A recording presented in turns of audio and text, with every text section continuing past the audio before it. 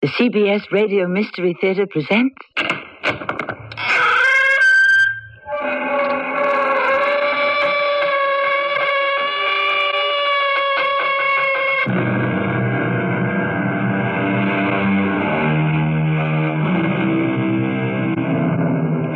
Come in. Welcome. I am Tammy Grimes.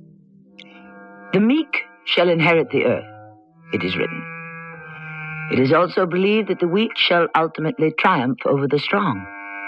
Of course, the word to pay attention to here is ultimately. While it's reassuring to know that the meek shall inherit the earth in the long run, it's pretty discouraging to realize that we're in for a long, long wait. You and I probably won't even be around to see it. But perhaps in a century or two, things will really start rolling.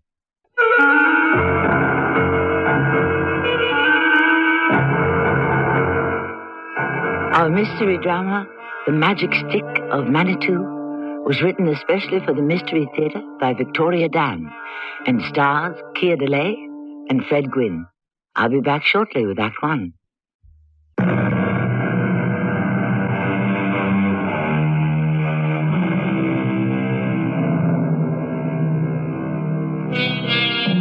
A million stars glitter against the black velvet sky like gems in a jewel case. Through the thick, domed window, it is obvious that there is also a magnificent party. The guests wear their most dazzling gowns, and the most elegant silver and crystal ornament the tables. And why not? This is the most glamorous event of the social season. But we are not atop the highest hotel in New York City, nor are we in London or Paris. It is 300 years in the future, and we are not even on Earth. Would Madame care for another drink? No, thank you. A glass of champagne, perhaps? No, nothing, please. Oh, just a moment. Yes, Madame? How do I get out of here? Madame wishes to leave? Yes. Madame is not enjoying the party? No.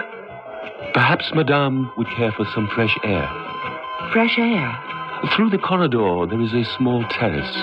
If Madame would just turn left at the end of the passageway... Why don't you show me? I am just a waiter. Oh, you'd rather not? I did not say that. I merely stated that I am just a waiter. Oh, really, I understand. Madame, you do not understand. Don't call me Madame. It sounds like I'm 10,000 years old. My name is... I know your name, Miss Averill. Right now I feel 10,000 years old, and I bet I'm younger than you. You're quite correct. And I'm not bad looking, either. You are the loveliest woman in the galaxy.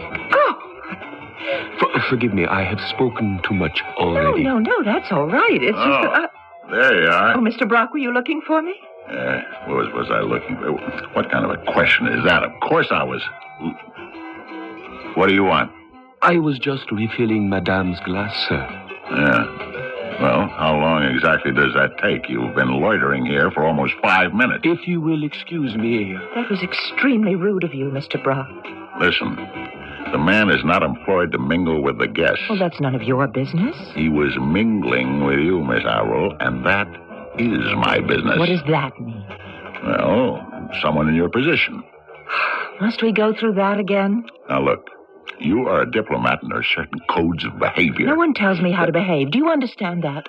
No one. Wait a minute. You forget who you are, Miss Averill. The Minister of Culture for this entire quadrant of the galaxy. You represent... It's hardly necessary to furnish me with a job description. Well, sometimes you need to be reminded that you are no longer a performer. I am reminded every day. And that this is not the dance theater of Mars. Every day, every hour, every moment. How could I forget? And also that conduct that might have been perfectly acceptable in a traveling ballet company is considered quite bohemian for the Minister of Culture. Bohemian. There's a word you don't hear anymore. It's disturbing that you don't take any advice more seriously. Oh, how can I? You presume a great deal, Mr. Brock. Well, I feel it's my duty. Your duty is to represent the Ministry of Trade. I think you'd have enough to worry about without concerning yourself with the Ministry of Culture. I want to concern myself about the Minister of Culture. Mr. Brock. Listen, in the past 6 months that we have traveled together on this government mission... Mr. Brock, we have already discussed this. We have been going from planet to planet and spending so much time in the same spaceship. Speaking of the spaceship, aren't we supposed to be taking off in the morning? You're changing the subject. I've been nervous about it all night. Nervous about what? Manitu. Oh, Manitu. You mean the next planet on our agenda? Well, how can you stand there and act so blasé? It's just another Class 7 planet. Just another... Listen, Brock, I've made up my mind. I'm not going. What?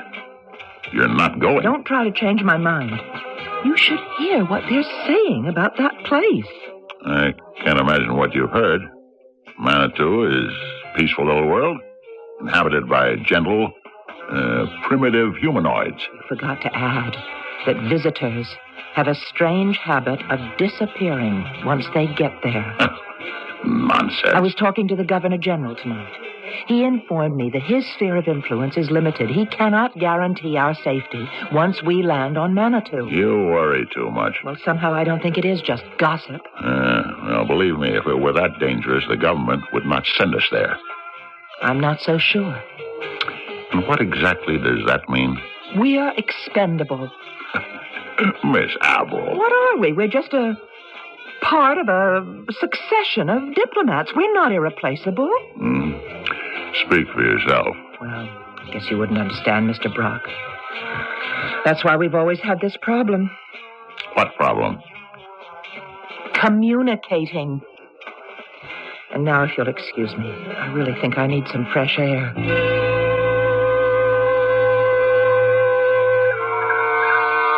Miss Avril. Oh, it's you. I saw you leaving the party. It's lovely out here, isn't it? Yes, lovely.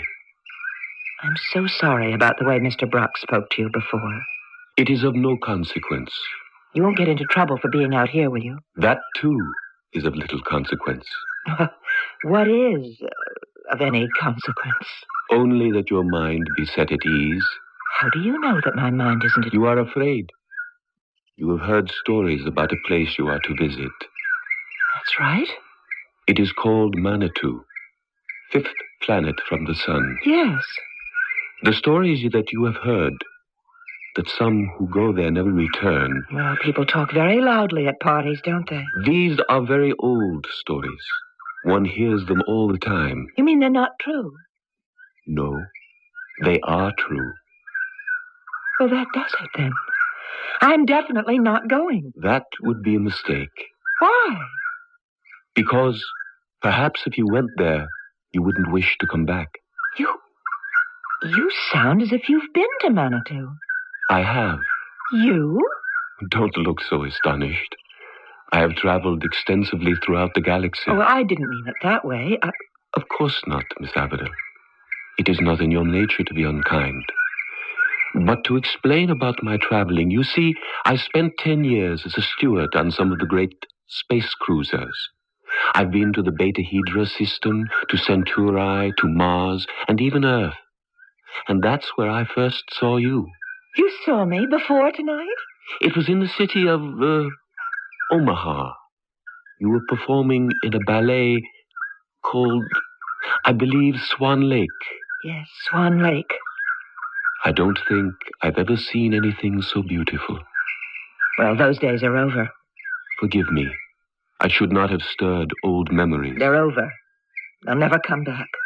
I'm sorry to have spoken of it. And so the government gives me a consolation prize in recognition of my contribution to the arts. I am appointed Minister of Culture at Large. And I'm supposed to be honored because I've been recycled. Grateful because I'm still alive. After all, as everybody keeps telling me, not many people survive accidents like the one I was in. You were saying about Manitu. It can be a frightening place. Now, I thought you wanted to set my mind at ease. It can also be a joyful place, a gentle place. I'm confused. That is why you must go there, to clear up your confusion. Why do I get the impression that we're talking about two different things, Mr. Oh, funny, I don't know your name. Idri. Well, Mr. Idri. It is just Idri. Oh, how unusual. Not where I come from. And where do you come from? Miss Averill, perhaps you should be returning to the party. Aren't you going to answer my question? Your colleague, Mr. Brock, will be wondering where you have gone. Let him wonder. But I assumed that... You assumed what? I was under the impression that... Yes? That you and he... Our relationship is strictly professional. Ah. I am pleased to learn of this. Are you? I beg your pardon, Miss Averill. I should not be out here talking of such things. Oh, I see. No, I don't believe you do. It's because I'm a cabinet minister, and you're a level 3 food attendant. No. Of course, like everybody else in this part of the galaxy, you're obsessed by some idiotic class system. The truth has nothing to do with insignificant, arbitrary social stratifications. Then what is the truth? The feelings that I have, that I've always had for you, are wrong. You mean you've always... Why? Why are they wrong? Because it is wrong to be in love with an enemy. An enemy? One who can destroy an entire world is called an enemy. What world? My world. Manitu.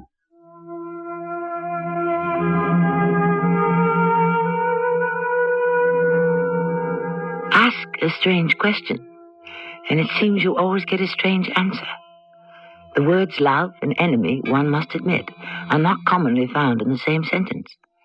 According to Mr. Oscar Wilde, however, a man cannot be too careful in his choice of enemies, and this man called Idri, it appears, has not exactly gone out of his way to avoid Miss Averill. Precisely what he has to fear from her will have to wait until I return with Act 2.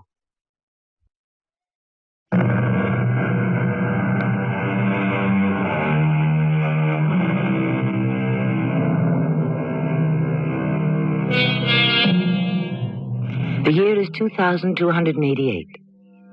And not only has man flown his rockets to the moon, but he has also succeeded in sending his spacecraft to Mars, Jupiter, and solar systems beyond. Earth colonies span the many asteroids and planets circling stars, other than the one we call the Sun. And on one of these small outposts, on a world too insignificant to mention, Miss Arlene Averill, a traveling diplomat, has just been confronted with a rather perplexing situation. One does not often receive a declaration of war and a declaration of love in the same breath. You come from the planet Manitu? Yes. Well, how can that be? You look human. I could say the same thing about you, Miss Averill. Well, it's just that I didn't realize that the natives of Manitu looked so much like... Natives? What an interesting word. Yes, we look like Earth people. Yet you are working here as a level 3 food attendant. It was necessary in order to meet you. And now that you've met me, you stand here and you call me your enemy. Yes. And you tell me that I can destroy you. No, that is not what I said. Oh? Miss Elena Averill, the woman, cannot destroy me.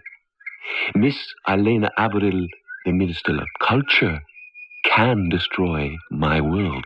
Why do you say these things to me? I've done nothing. I've said nothing. It is not what you have done. It is what you will do. Tomorrow, you and Mr. Brock will travel to Manitu to investigate the possibility of establishing diplomatic relations. And that makes me your enemy. Possibly. But our intentions are peaceful. I explore avenues of exchange between civilizations. You see, every planet has something unique to contribute, to share. Sometimes it's art, or dance, or music. Yes, music. On Manitu, our music is our greatest joy. Yes, but no one knows of this. Not even I until now. With good reason. And if one possesses a thing of beauty, what could be better than to share it with others? Some things are private, personal. They are not meant to be shared. That is why your good intentions can be dangerous. Petrie, this doesn't make any sense. Because we have not added the final ingredient. Mr. Brock, the Minister of Trade. What function does he perform? He negotiates trade treaties on behalf of the Galactic Colonial Council.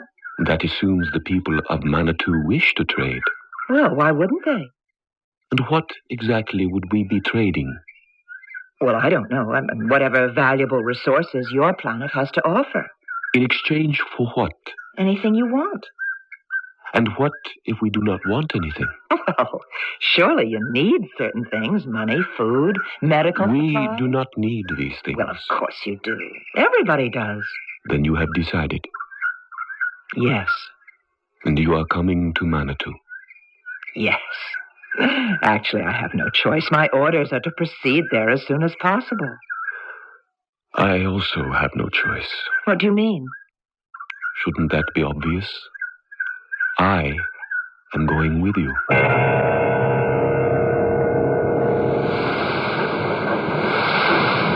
Captain, why this interminable delay? We're operating with half a crew, Mr. Brock. Half a crew? That's outrageous. A lot of the men called in sick. You know how it is. No, I'm afraid I don't. Well, actually, it's to be expected. I assure you we don't often have this problem, but we always have it on this particular route. Nobody wants to go. I don't understand, Captain. A lot of the men are afraid, sir. Afraid? Afraid of what? I'm sure you know all the stories. Captain, that's all they are. Stories. Not quite true. The past 10 years, I'd say we've lost about a dozen crewmen. What do you mean, lost? Exactly what I said. The ship stops off on Manitu. A few of the guys want to take a look around, stretch their legs. Some of them never come back. Oh, what do you think happens to them? I don't know. But if you want the truth, I'd rather not think about it. Well, you don't suppose they're killed, do you? Yeah, we're about ready to leave, sir. I suggest you secure for liftoff.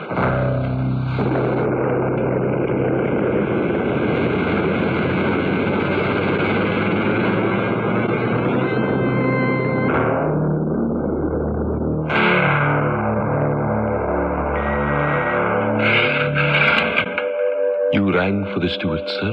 Yeah. Something's wrong with the food dispenser.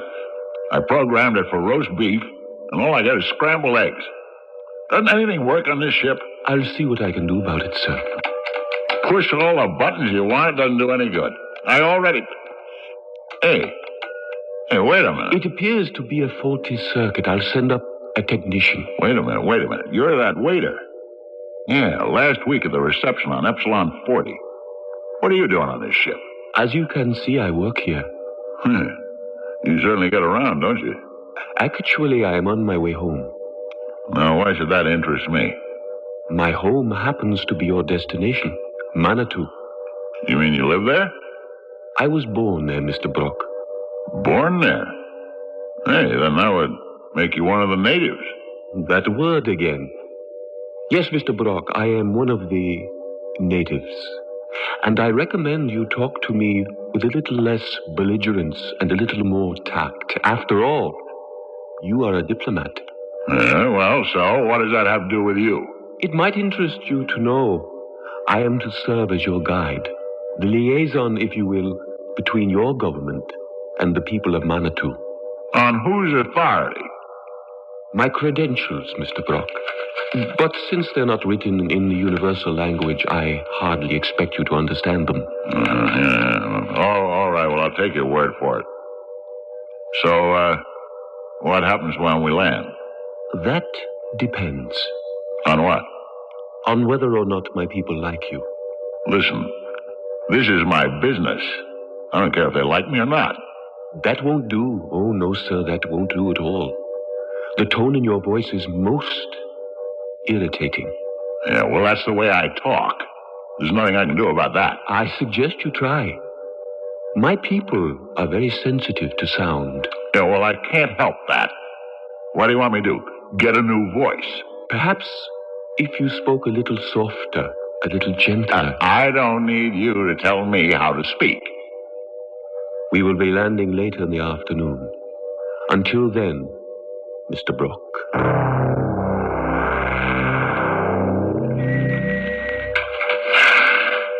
Idri! Please, come in, Elena. I mean, Miss Abigail. I didn't even know you were aboard. It is a rather large ship. And you have obviously been avoiding me. Perhaps. I found out from Brock that... Is it true that you are the official liaison? Yes. And what's going to happen? As I told your colleague, it all depends. On what? On you, Miss Abigail. Huh. 1 minute it's Arlena, and the next minute it's Miss Avril. Now make up your mind, Idri. I cannot. I thought you cared about me. I do. You certainly don't act it. I love you. I want to protect you. But I also love Manitu and wish to protect it. What are you afraid of? I'm afraid that I might have to make a choice between the two. But why must there be any choice at all? Elena, I beg you to reconsider. When we land on my planet, stay aboard this ship. But I've got a job to do. I haven't been completely honest with you. There is something that you must know about Manitu. What? When I first spoke to you the night of the party, I said our music was our greatest joy. Yes, I remember. But when I told you that we did not like to share with others this special gift, it was not quite true. My people are more than willing to share their music with others. Oh, that's wonderful. Then there isn't any problem. It is Mr. Brock. I hope when the time comes that you will understand this. When what time comes? I cannot tell you anymore. When what time comes, Idri? Tell me. Please.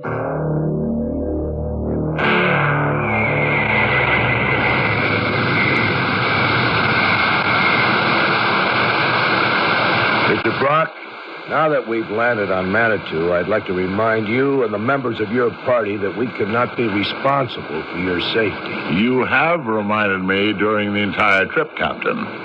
This ship will remain here for 1 week before continuing on to the next destination. If you want my advice... Captain, I'm not interested in your advice. Miss Avril, we're waiting for you. I'm right here, Mr. Brock. Where's that self-proclaimed guide of yours? Behind you, sir. Yeah, well, how about we get a move on, As you wish. I've only got a week. That's quite true. Yeah, just 1 week to see if this place has anything worth negotiating a treaty about. Indeed, sir. 1 week is certainly all the time you have. So where is everybody? Who? Your natives. Ah, that word again. Yeah, and the buildings. Don't you have any buildings? Houses? Huts? Beyond that hill, in the forest. How primitive are your people, Idri? Very, by your standards.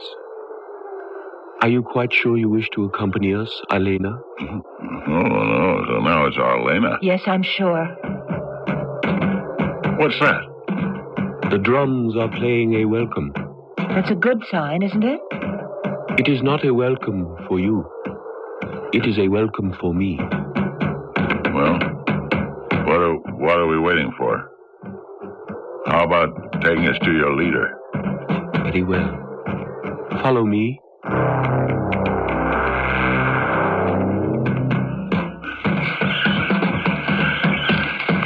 Okay, how much further is it?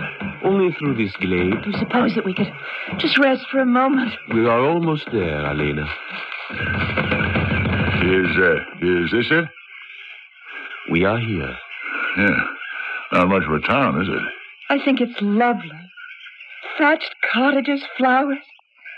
It reminds me of a storybook. That's what it's like, an old-fashioned storybook village. Yeah, so these are people, huh? Yes. Awfully quiet, aren't they? They cannot speak until the king has spoken. It is the custom. Which one is the king? The one with a beard 3 feet long? He must be 200 years old if he's a day. No, that is Tashti, the great sage. Where is the king, Idri? Actually, Aleda, he's right here. That's something else I did not tell you. I am the king.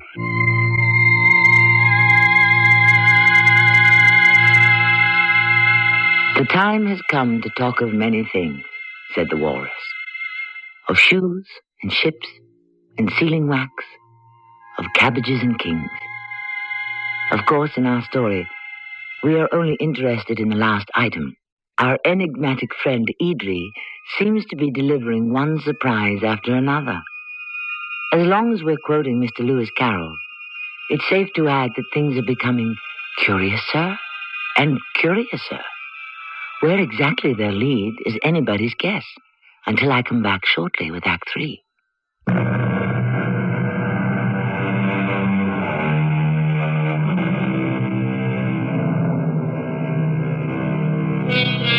A favorite theme in legend and folklore concerned princes and kings who, tiring of their lives at the royal courts, would don elaborate disguises and travel about the land incognito. 300 years in the future, we have just been introduced to another such king. Instead of traveling the land, however, he has traveled the galaxy. But this story is not exactly a fairy tale. In fact, in a moment, we may discover that what it actually resembles is a nightmare. You're the king. Is this true, Idri? Yes, Why didn't you tell me? it was not important. I didn't even know this planet had a king. It was not necessary for you to know. Yeah, well, you could have saved me a lot of time and trouble. We could have negotiated our trade agreement back there on Epsilon 40. The people. What are they saying? It is Mr. Brock's voice. What about my voice? My people find it disturbing. What word may I use? Dissonant.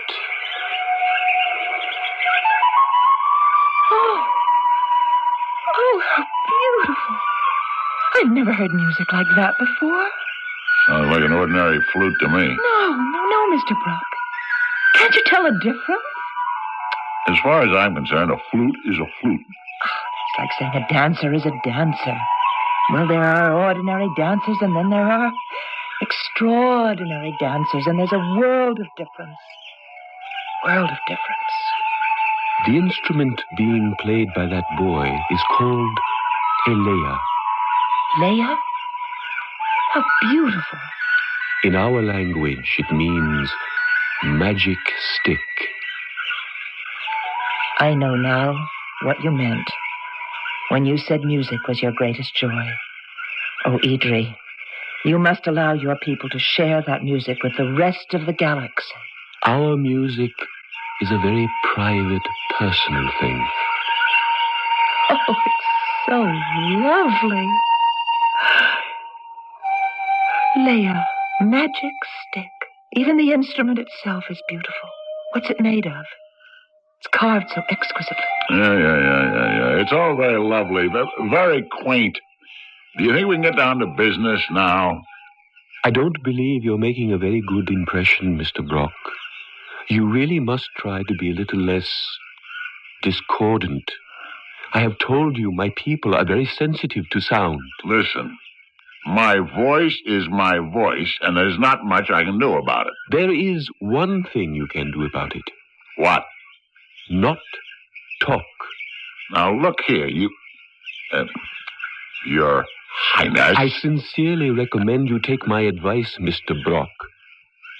Tashti! Welcome home, Your Most Reverend Highness. It is with great delight that I return, most noble and wisest father. Who are these strangers you have brought among us, Idri? Tashti, I present to you Arlena Averil. Ah, a most melodious name. And this is Mr. Brock. Brock. This is a name with a voice to match, I fear. We will not speak of this now. Forgive me, Your Majesty, but... Later, Tashti. Something wrong, Idri? No, nothing. Nothing at all.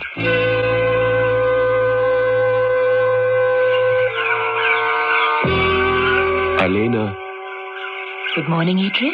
Have you seen Mr. Brock? I believe he went for a walk. A walk? That sweet old man, the one called Tashti. He's showing him around.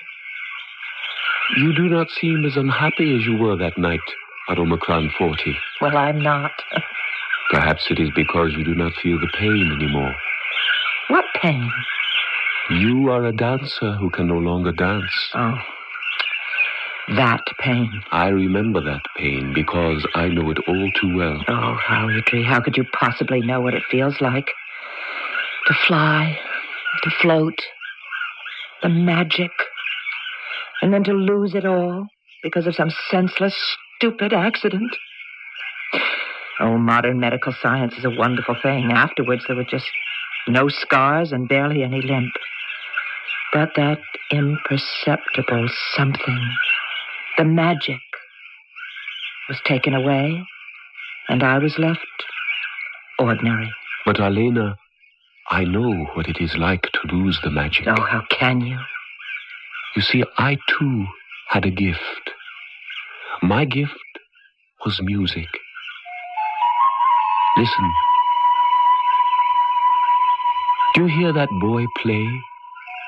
10 years ago, I played in such a way. It was magic. And just like you, I flew. My heart touched the top of the trees, the stars. And one day, I too had lost it. My hand was badly crushed in an accident, every bit as senseless as yours. But there are no sophisticated doctors on Manitu. And later, as I traveled through the galaxy, the hand and the fingers were replaced. But the magic was gone. Oh, I'm so sorry, Idri. I had no idea. I left my people, my planet, to seek out new magic. I found it the first time I saw you dance. Oh. And later, in a museum which houses many great art treasures of Earth, I saw the magic in some ancient paintings. And suddenly the pain was gone, Alena, because I knew the magic was still there. Maybe not in me, but somewhere else.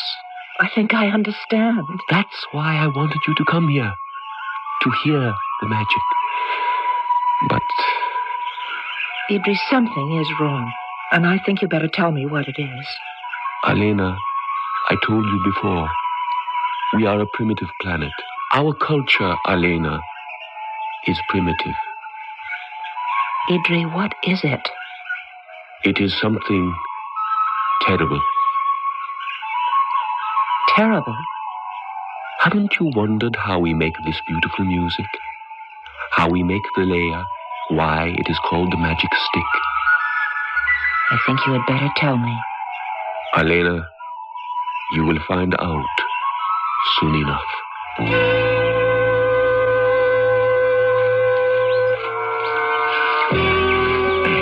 Hey, Tashti, slow down, will you? You wish to see as much of the forest as possible in as short a period of time, and I am obliging you.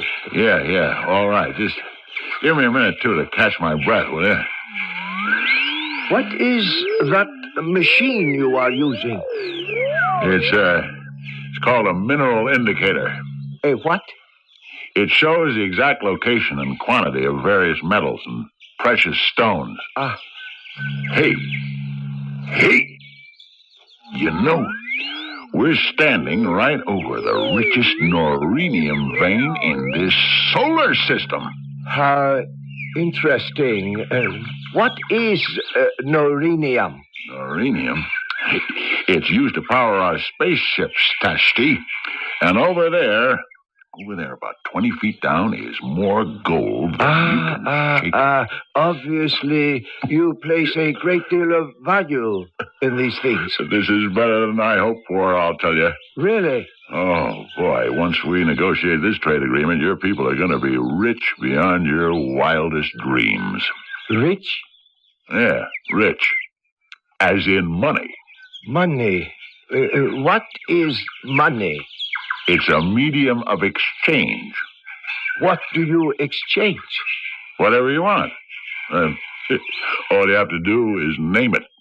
What if we do not want anything? Everybody wants something, Tashti. And you want what is under the ground. Yeah, and don't worry, I'm sure you and I can reach some equitable agreement. What if we are not interested in such an arrangement? Well, I'm sure then we could convince you. Convince us? We can use power when we're forced to. Only as a last resort, of course, Mr. Tashti. You see, we need that norenium. I see. And if you cooperate, we can work something out to our mutual advantage. If you know what I mean. Yes, I think I am beginning to understand all too well.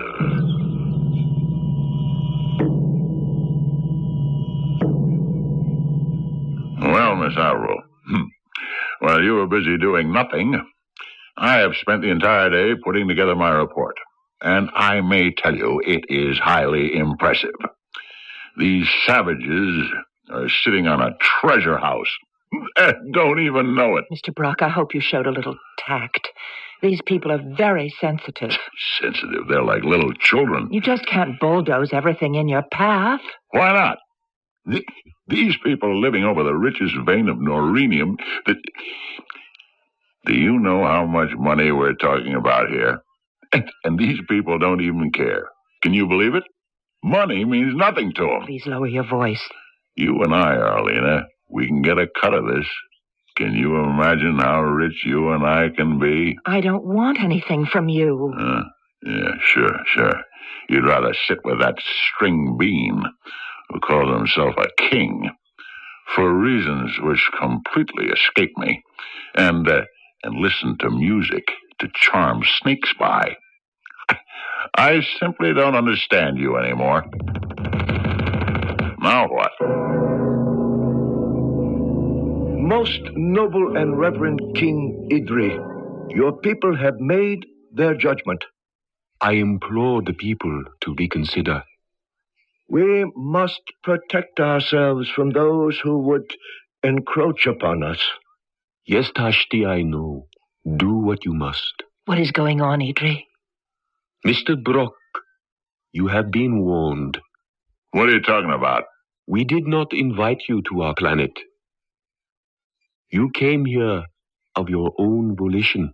You did not ask permission. You simply came. And in doing so, you have greatly offended the people of Manitu.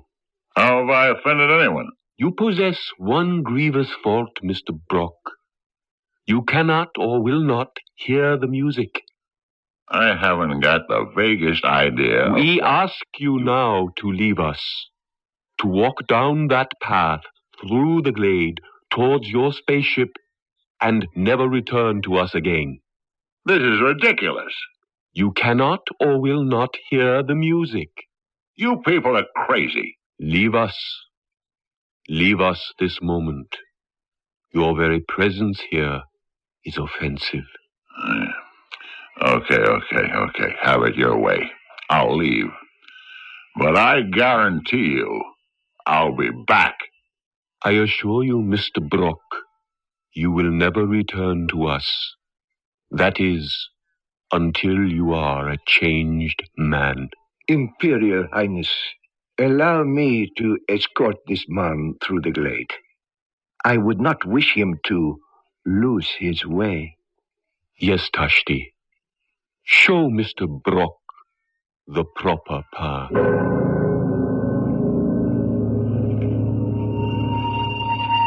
I don't understand what could have happened to Brock. Yes, it is very strange. The captain says he never arrived at the ship. How curious. And I wonder what could have possessed him to run so fast. Mr. Tashti says he couldn't keep up with the pace and fell behind. It is obvious that he has lost his way. Yes, of course, that's what it was. He lost his way, but... Idri, is it really possible for a person to simply disappear? Yes. Without absolutely a trace? Oh, there is always a trace, I suppose. But now I see the captain is giving the signal to board.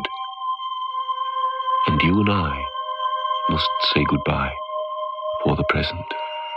After I finish my tour of duty, I would like very much to return to this planet. And to me? Yes, Idri. And to you. Oh, listen, the music. It's more beautiful than I've ever heard before. It is a new melody. It has never been played before. It's superb. Truly. Magic. Also, it is a new layer. You know, Idri, you never did tell me what they carve the magic stick from. Bone. What kind of bone? Animal bone. What kind of animal? Elena, actually, that's an ancient Manitu secret. Perhaps one day I will tell you.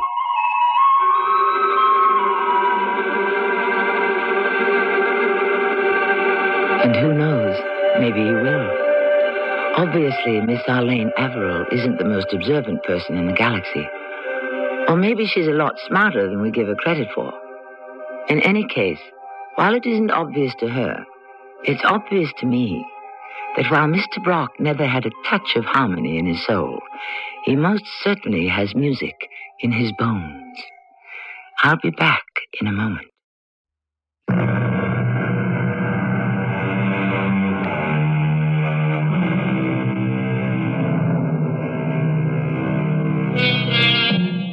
Music, said the poet, is the universal language of mankind. Mr. Longfellow probably had no idea how universal that language is destined to become.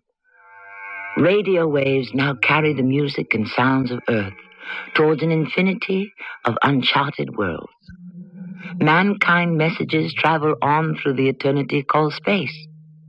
300 years from today, who knows how far man himself will travel, and what kinds of creatures he is destined to cross paths with. What is known, however, is that the greatest need of any civilization is to be able to communicate. Our cast included Kid Lay, Fred Gwynne, Marion Seldes, and Sam Gray. The entire production was under the direction of Hyman Brown. This is Tammy Grimes, inviting you to return to our Mystery Theater for another adventure in the macabre. Until next time, pleasant dreams.